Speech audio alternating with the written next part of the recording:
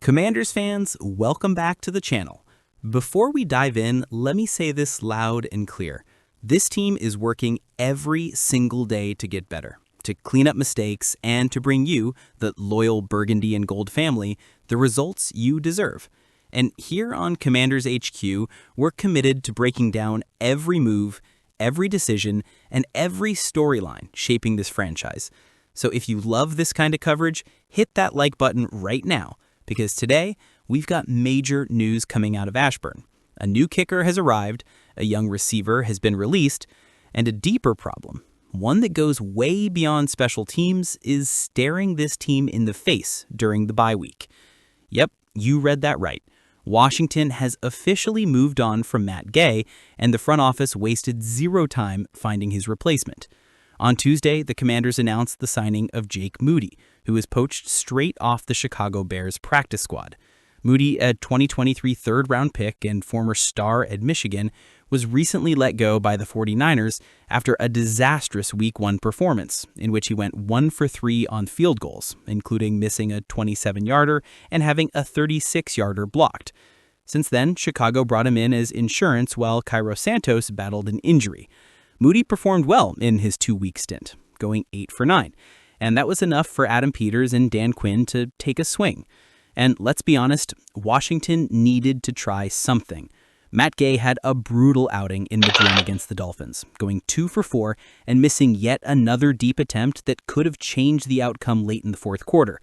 His 68.4% field goal accuracy this season isn't just bad, it's the worst of his entire career. Inside 50 yards, he was money, but beyond 50, it was a roller coaster without the safety bar.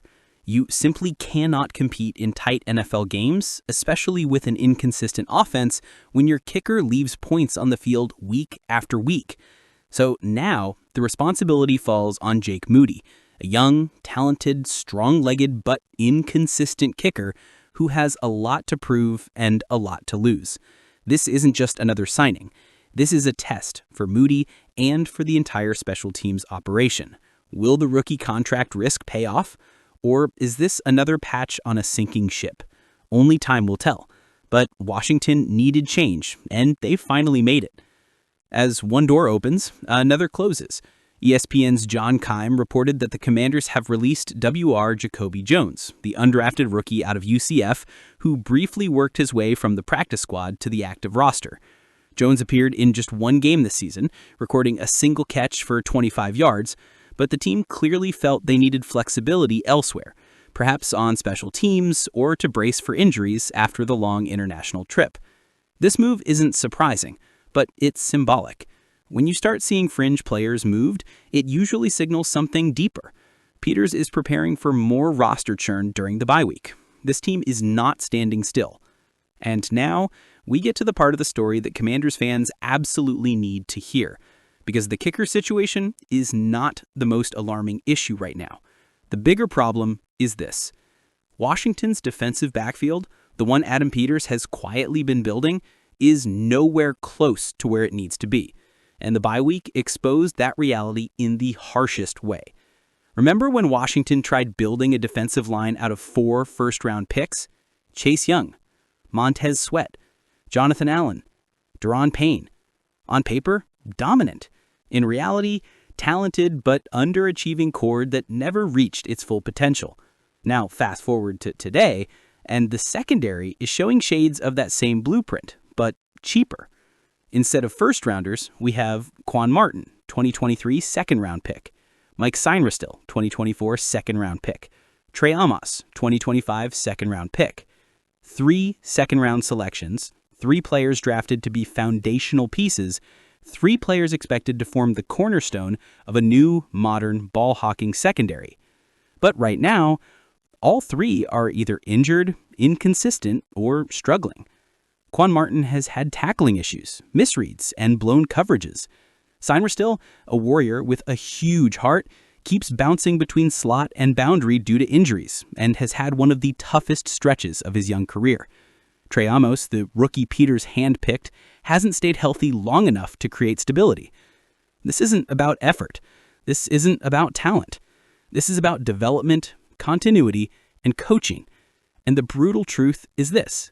The Commanders' defensive backfield looks like a group built for 2027, stuck inside a 2025 season that requires results today. You see flashes, Seiner still sticking with Jalen Waddle step for step, Amos playing aggressive in press coverage when healthy, Martin using his range to break up passes in space. But flashes don't win games. Consistency does. Right now, this secondary is a collection of young athletes with huge potential, but nowhere near their ceiling. And throwing all three into prominent roles simultaneously might be the biggest hidden risk Adam Peters has taken. Building through the draft is smart. Building through only the draft is dangerous. This bye week didn't just expose a kicker problem. It exposed a depth problem, a development problem, and a leadership problem in the defensive backfield. Washington needs veterans, Washington needs stabilizers, and Washington needs voices that can bring structure to a young group that is being asked to grow up faster than expected. Jaden Daniels' second NFL season has been nothing short of a nightmare. We all know how electric he was as a rookie. Fearless, fast, explosive, and efficient. He took the league by storm and helped take Washington all the way to the NFC Championship game. Year 2, the complete opposite. He suffered a knee sprain, a low-grade hamstring strain, and a dislocated elbow, all within 6 games. 6 games. That's not a setback. That's a physical meltdown. And the worst part, every injury connects back to the same thing.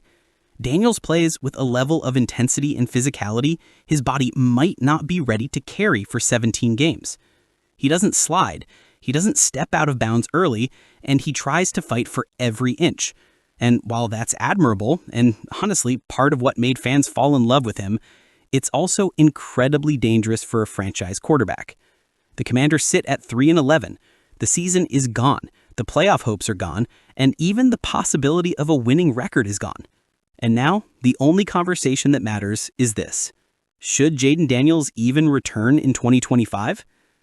Commanders insider Ben Standig, now covering the team independently, went on the Team 980 and said what many of us have been thinking, but no one in the building has dared to say publicly. His take? Daniels should absolutely not rush back. And not only that, bringing him back too soon could actually make things worse. Here's what Standig said about Daniels potentially returning. I can't see him being back for Denver. After that, we'll have to see what Dan Quinn tells us. Do you play him no matter what? I've landed on as long as there's enough runway to make the games meaningful, he needs the reps, young guy, and all that. But 1 game does not do anything for me. 2 games? I don't know, maybe. But if he's able to play the last 3 or 4, that gives you some momentum. And he's right. 1 game? That's nothing. It doesn't build rhythm.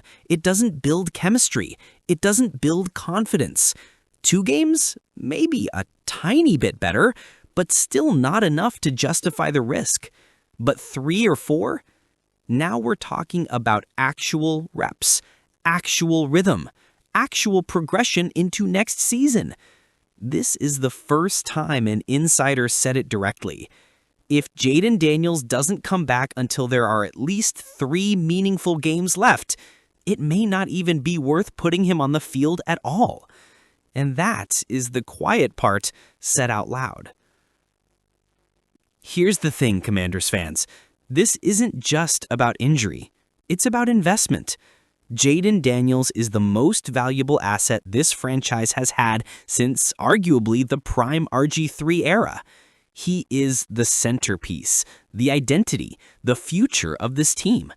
And you never, ever gamble with your franchise QB in a lost season. Even if Daniels wants to come back, even if he's begging to get on the field, even if Dan Quinn wants the spark he brings, even if fans want to see him on Christmas Day. None of those things matter more than protecting the future of the franchise. If Daniels returns too early and re-injures the knee, catastrophic. If the hamstring pops again, devastating. If the elbow gets hit before he's fully healed, you're potentially looking at long-term damage. The Commanders didn't put Daniels on injured reserve, which means technically he could return at any time. But that decision was more strategic than optimistic. They didn't want to shut the door, but they also didn't want to force the door open. This is where Standig hit on a point the national media is completely ignoring. Momentum matters. Daniels needs real, meaningful reps to end the season on a high note. Not one game, not a fourth quarter cameo, not a just to show he's healthy moment. He needs a stretch of games where he can rebuild confidence, shake off rust, get timing back with the receivers, test his legs without risking re-injury, settle into a rhythm before 2026. Without that, you're rolling into next season ice cold. And after what happened this year, after 3 separate injuries, coming into next year cold would be a huge risk. That's why Standig said 3 or 4 games or nothing at all. That's the formula. This season is gone. There's no miracle run coming. There's no playoff spot on the line. What matters now is evaluating the roster, determining who stays, who goes, and which holes Adam Peters has to fill this offseason. And the most important evaluation is this: how do you protect Jaden Daniels for the next decade? If that means keeping him on the sideline the rest of the way, so be it. If that means letting him play in only the final 3 or 4 games, then fine.